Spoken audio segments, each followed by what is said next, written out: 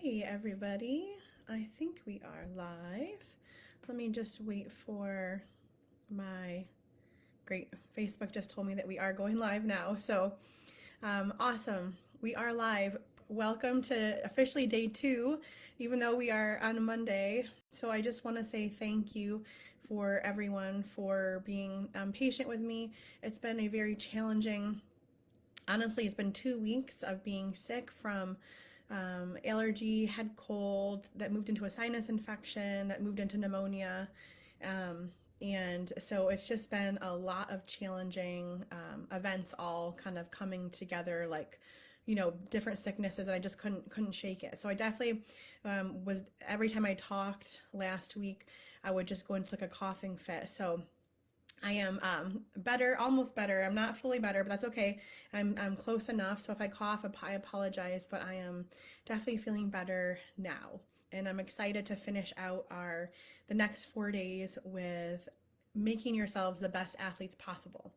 So today is athlete mindset. And it's kind of funny that actually in our coaching call tonight is actually on athlete mindset. I didn't actually mean to didn't mean to work it out obviously like that, but today my athletes will get a double dose of athlete mindset. So for athlete mindset, what we are going to be focusing on is, how to best approach when we have a self-sabotaging mindset. Like, what happens if we are our own worst enemy with mindset, and how we can turn our mindset around to one of more of what I call an athlete mindset, and our practical ways that you guys can put into place now, so that when you're in your middle of your race or in a hard training session, that training session or that race is going to go better than it would have been before. So if you are here live, I don't know, I know we had a lot of people signed up for today, so I know it's an earlier hour, so please let me know if you are here, say hi. Hopefully more people will be jumping on, even though we are earlier. Tomorrow is going to be even earlier. Tomorrow I'm going to go live at 9 just because of my boys' schedules. And then Wednesday and Thursday will both be back at 10 a.m. Eastern time. So, oh, hey, Leilani, thanks for saying hi. So, guys, if you're jumping on, just let me know you're here. And we're going to go through the reasons why I think we self-sabotage, and then how to counteract that sabotage. So number one, and you guys may have heard me say this before, this isn't really the sabotage part. We're going to kind of back it up first, and we're going to talk about the main reason why everyone needs to know your why. So in the business world, I think it's Simon Sinek. There's a book called Start with Why. I think it is. I think it's like start with your why, because in sport and business and life, it's very challenging to have a goal and work towards that goal and stay focused on that goal, because so much can happen in our life. So much will come in from our family and friends to, expectations, or like we have to do this and do this and do this. And so whether it's our life or business or sport, we have to have our why. If we don't have that why super solidified, it's so much easier to quit. It's so much easier to say, you know what, never mind that workout, it's not going to happen today. I'm not going to do that workout. It doesn't matter. It can be just, so many things. But if we don't have a very solid why, then it gets so much easier to give up on ourselves. And often when I ask athletes, well, what is your why? I get a lot of surface answers, and that's okay, because not everyone can either, one, comfortably share their why, or two, they can't really dig deep into why they do something. But a lot of times our why comes back to something like way back in our past, like I'm doing something because I want to be seen as, someone who is not a quitter. I want to be seen as, like, I'm just going to show for an example, like I had a, more like a challenging couple of years growing up, and I wanted to show people that no matter if you were my friend or not, or no matter if you were mean to me, I was going to become someone. I was going to become this swimmer that you wish you had known. Like, that was my whole thing, was like the people that had been mean to me in grade school. and beyond. I just wanted to be like, look at me now. This is my like. So that's what I started. Like that was my why when I first started. That's not a healthy why. That is like it took many years of with my eating disorder to work through all of that. So hopefully you don't have that in your past. But that's like an example of like if I dug deep, what is my why? Like I could have been saying something like, "Oh, I just want to be a good athlete. Oh, I just want to swim in college." Oh, I want to show myself that I'm a good athlete. But my real reason would have been I dug deeper. It would have been to show the people that bullied me as a child that I could be better than who they said I was going to be. That's kind of that why. So it could be something like maybe a parent has passed away and you want to show them that you're working towards something. Maybe you're high up in the business world and you want to show your business colleagues that you can athletically do something and along the same lines of your business world. It could be that you're always trying to push your body to be better. Like there's always a reason behind the why, and I want you guys to find that why, and I want you guys to really think about it and to write it down and know it, understand it, think about it, because there'll be times when you're out there on your bike, your swim, your run, no matter what you're doing, what sport it is, or even life in general. If when the going gets tough, I think my coach used to say, when the going gets tough, the tough get going. But when the going gets tough, if you don't know why you're doing something, you will stop. You will quit. If you have that why, like I want to make world championships in a half Ironman.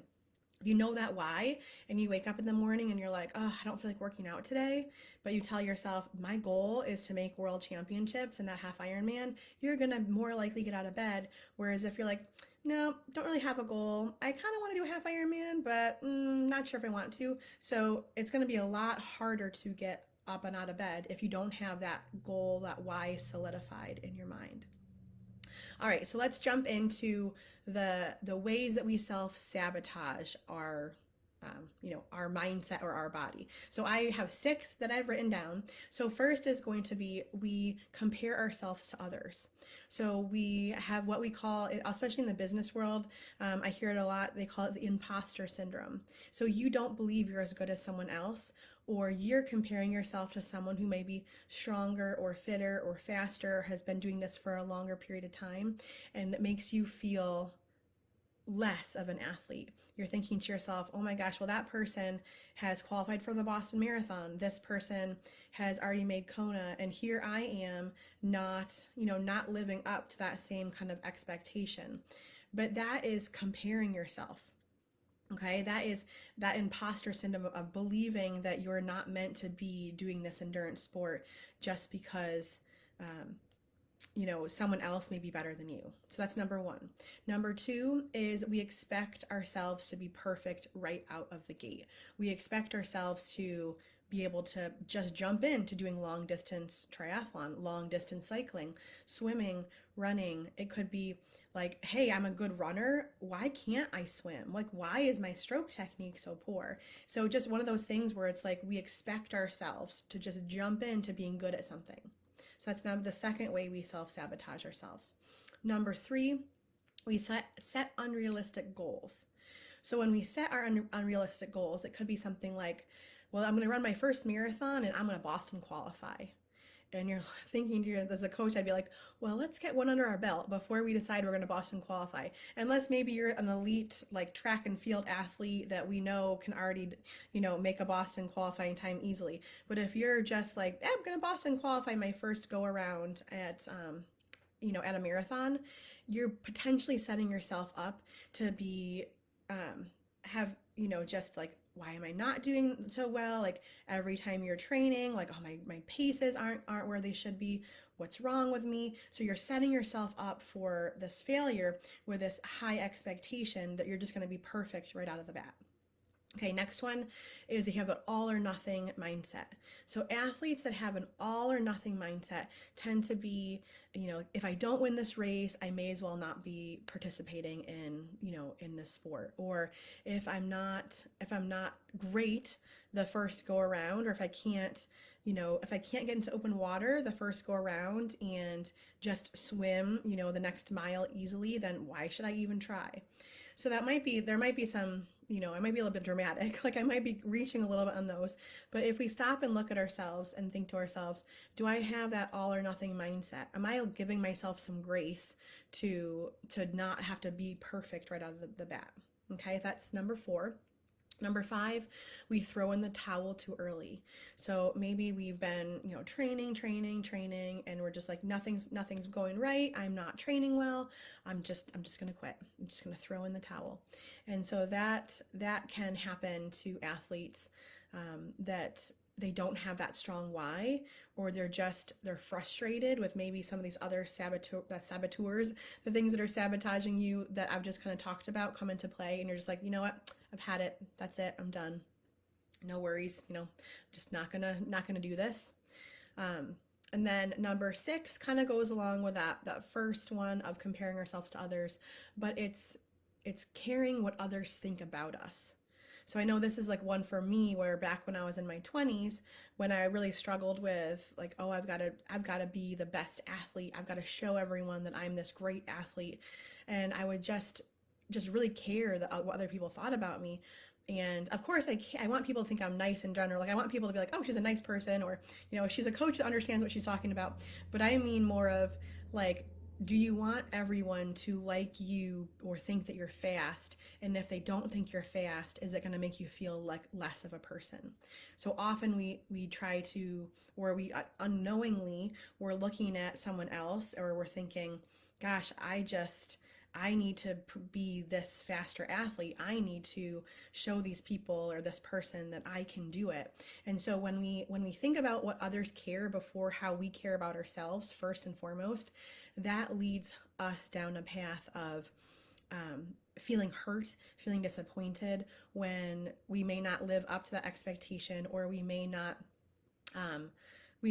be that person that like, oh, I'm not this fast athlete, or I didn't reach my goal time, so this person's going to think less of me.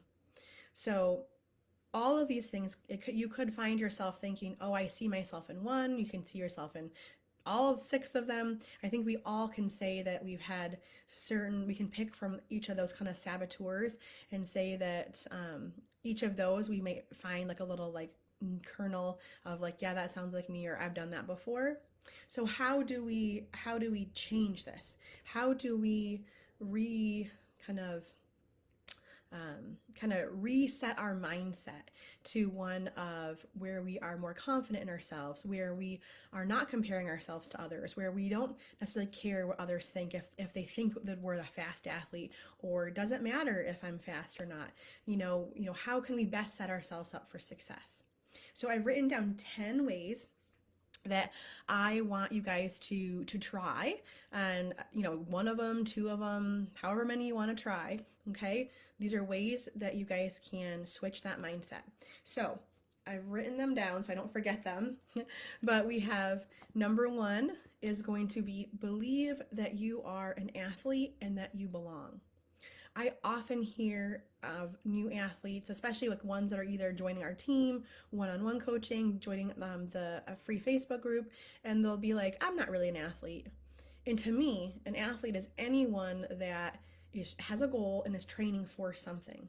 If you get up in the morning and you work out, you are an athlete. So you need to believe that you are an athlete.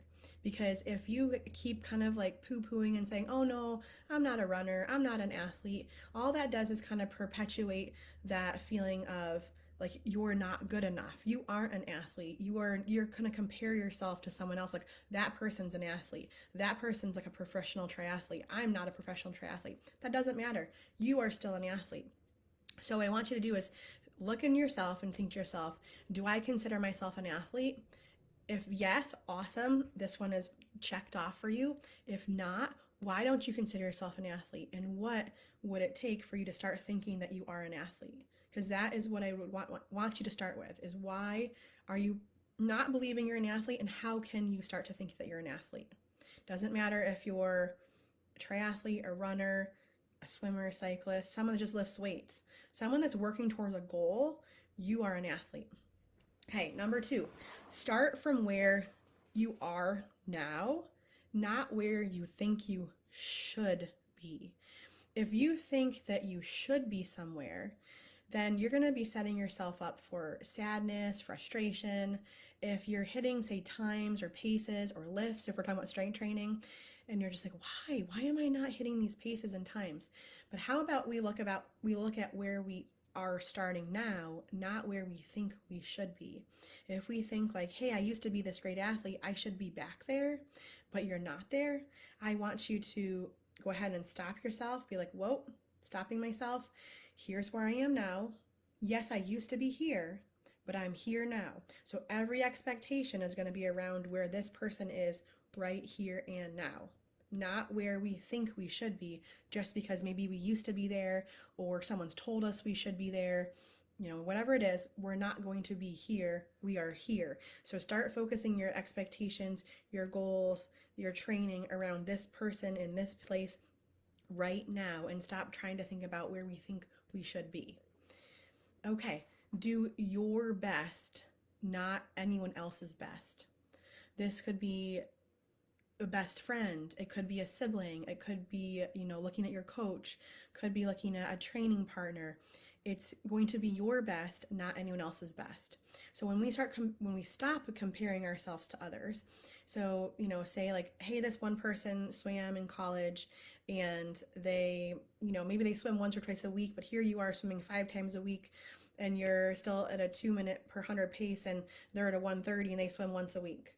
Like, you can't compare yourself to that person. You have to think about what's your best, not, what's that person's best. Because we're all starting in different areas in life.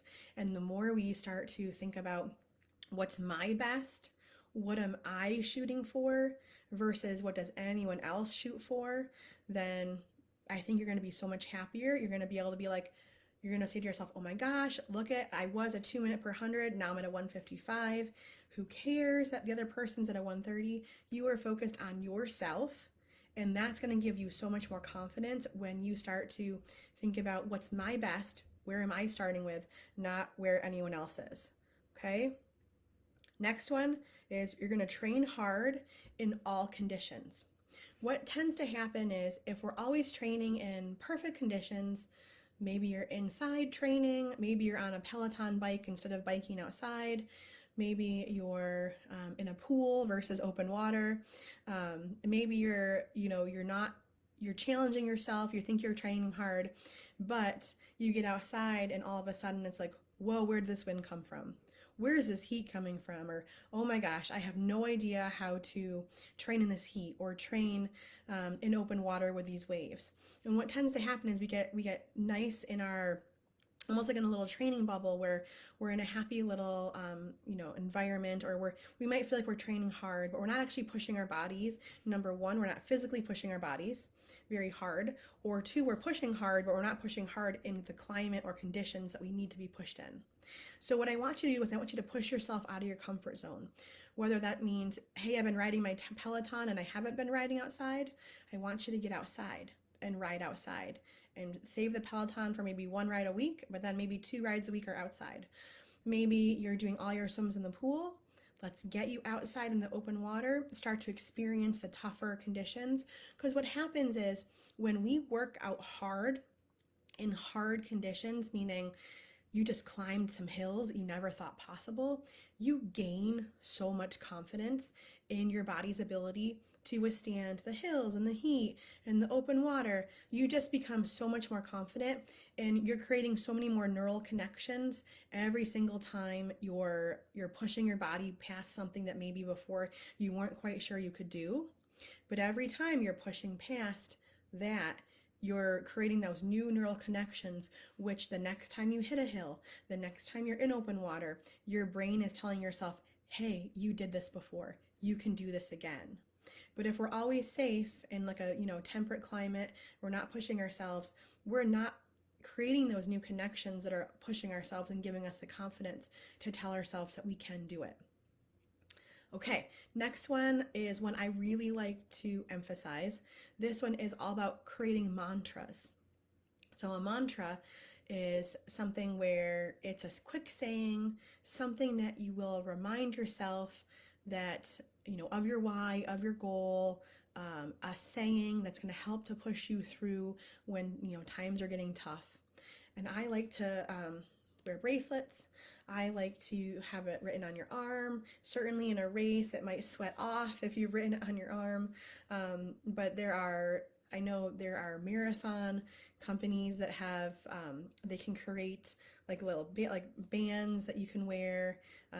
There's, just anything, or just in your head. You've created it in your head. And one kind of like way to think about it is a mantra is something you're going to tell yourself when you're starting to think to yourself, oh no, I can't do this. This is getting hard. What am I doing out here? I must be crazy. So something that you can repeat that's easy. So something like, I am strong. I'm strong and I can I'm a fast swimmer. Or I'm trying to think of something that I've said to myself. I'm strong and I'm smooth in the water. Or I love choppy water because you don't want to say a sentence. It's like I love choppy water. I can cut through these waves. I love choppy water. I can cut through these waves. Hills. I love climbing hills. I feel strong on hills. I'm a strong hill climber. Something that's short and quick, like I'm a strong hill climber. This hill's easy. Something that you repeat because it's really like a quick and simple over and over mantra, and it has to be meaningful for you. So if hills don't bother you, then don't worry about hills. If open water swimming doesn't bother you, like don't worry about swimming. But something that you can repeat all the time over and over again could be just a way to like almost like manifest like something positive happening. So it could be something like, I feel strong today. I feel strong today. Every time you're going on through your day, you're telling yourself, I feel strong today. Like, just even if you're not feeling strong today, you repeat it over and over again. And the way that the brain works is the more you say this mantra to yourself, the more the body actually starts to believe it, even if you started off not believing it yourself. So repeat that. I'm a strong swimmer. I'm a smooth swimmer. I'm a strong hill climber. No, whatever that mantra is, I can do this. Hills are my friends. Like whatever it is, repeat it over and over again, and it will get to be where one day it's like, oh yeah, I actually believe it. All right, so next one is make your realistic goals and write them down. And we can talk about goals as one that I can actually talk about for probably an hour just themselves, but you want to have short-term and long-term goals. So ones that are going to happen in the next week, couple weeks, month or so, then the next year, or like 3 to 5 years. You need short-term goals and long-term goals. They need to be realistic, and I want you to write them down. So if you write down your goals, especially the short-term goals that you can kind of see, the progress, like I'm going to train 6 days this week, something like that. I'm going to swim 3 times. I'm going to, kick without fins for at least 300 this week. Something, some kind of small goal that you can shoot for, or long-term goal, 5-year goal. I'm going to make the, Kona World Championships. Write it down because what research shows us is that when we write down our goals, they have a much higher likelihood of coming true. So write down your goals, make sure they're realistic. Don't say I'm going to BQ this year in my first year running marathons and I've never run before. Make something like, I'm going to shoot for, this week I'm going to shoot for running 25 miles a week. That's a great short-term goal, realistic goal. So make short-term goals, long-term goals, realistic goals, and make sure you write them down. Okay, when you write them down, it's going to make it easier, make it better. You'll be able to look back at them.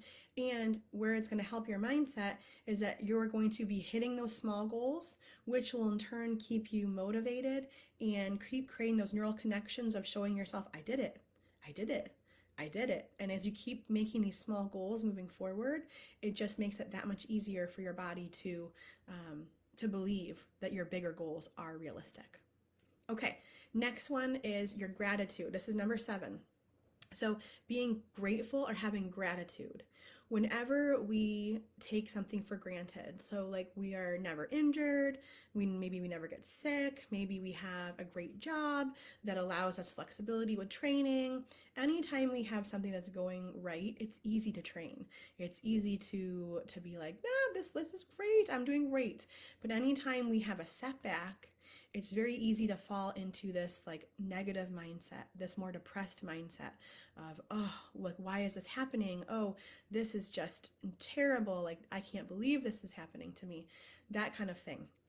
And so What we want to do is we want to practice having gratitude, even when things are going right.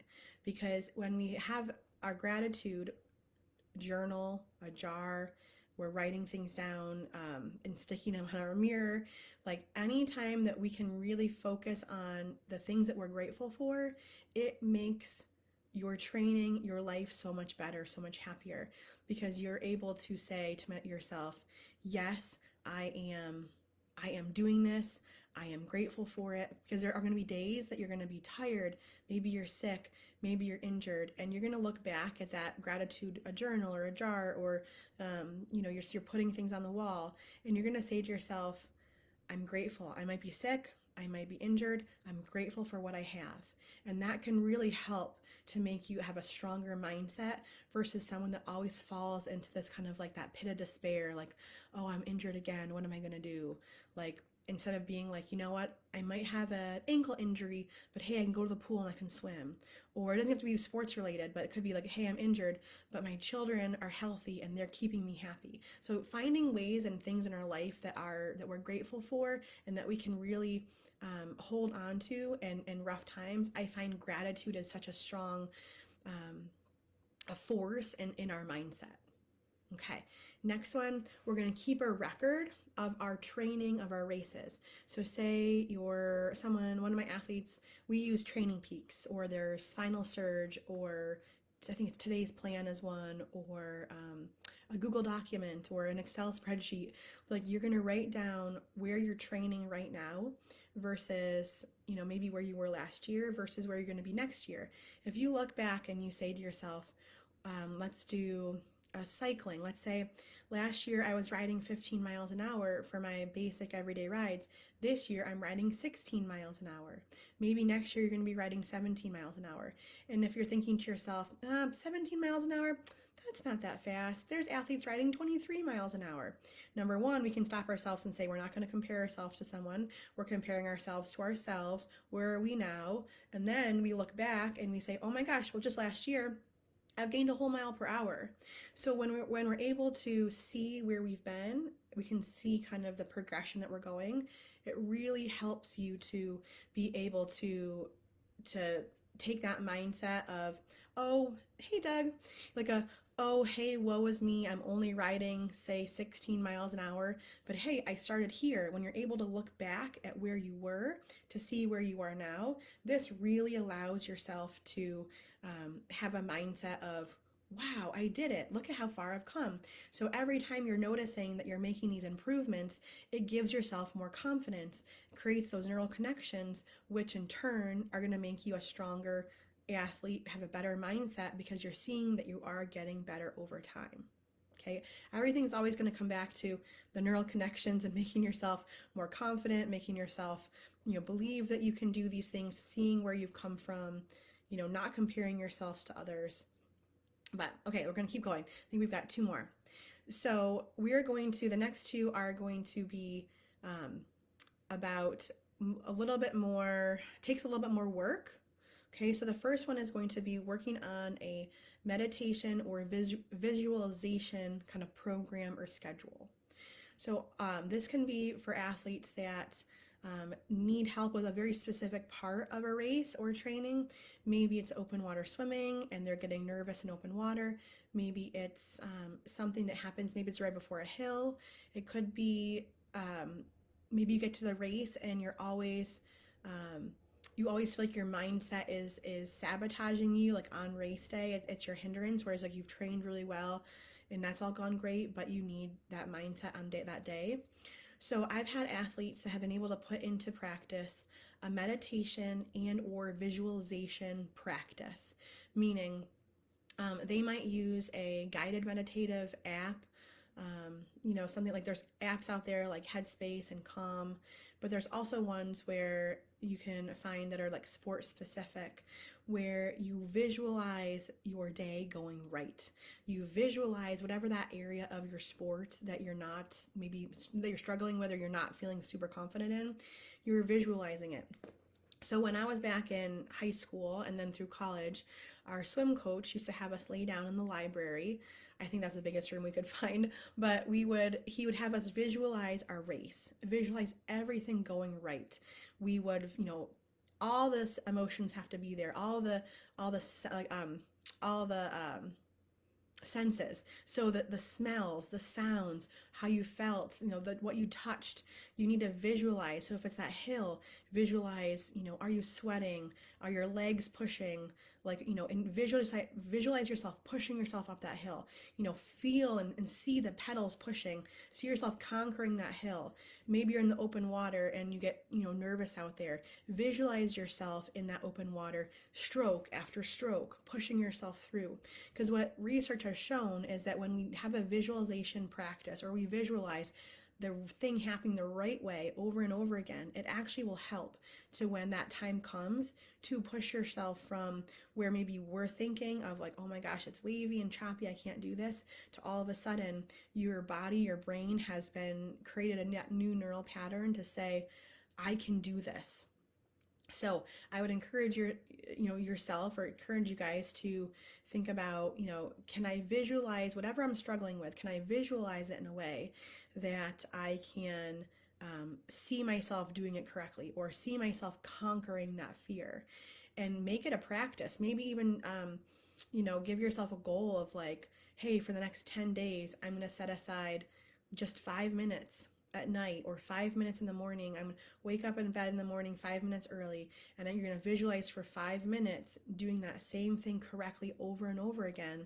And after 5 days, 10 days, how do you feel? Do you feel any more confident? My guess is gonna be yes, because I know for me that we did a lot of visualization work in swimming, and it really does help.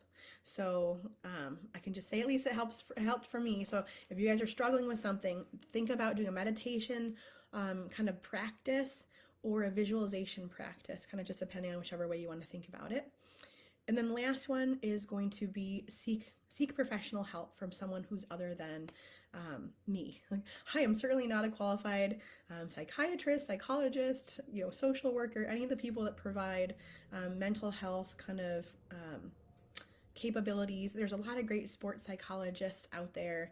And if you feel like, I've tried the mantras, I've tried the visualization, I've tried writing down my goals, tried not comparing myself, if you feel like you've tried all of these things that I've just kind of laid out to do, and nothing is working, then I would wholeheartedly recommend reaching out to a sports psychologist, or someone that you might trust, and asking their help. Because sometimes there's just something that we just need to talk with someone who's more experienced, or more in tune with the mind than we are. And since I should have started with, I'm not a psychiatrist or psychologist. I'm just using my own experience as a coach and an athlete to help you guys with this. So this is an area that I'll always try to help. But if it gets to the point where you need more than just this, please seek help. There's nothing shameful. There's nothing wrong with seeking a sports psychologist. And I mean, many top athletes, many age group athletes reach out to psychologists for help. So that's all I had for today for the athlete mindset. We definitely didn't have as many on as we did last week, so I'm hoping that there are going to be athletes listening to this after the fact. So if you have listened to it, thank you. Let me know what questions you guys have. I should have also started with that. Feel free to throw up any questions. Since I'm not a psychologist or a psychiatrist, I may not be able to help. But if you have any questions with this specific one, please ask them. I am happy to help in whatever way I can. And if not, then tomorrow I believe we are on injury prevention, which is I love everything that we're talking about, but that's a big passion of mine. So we'll talk about injury prevention. It's going to be at 9 a.m.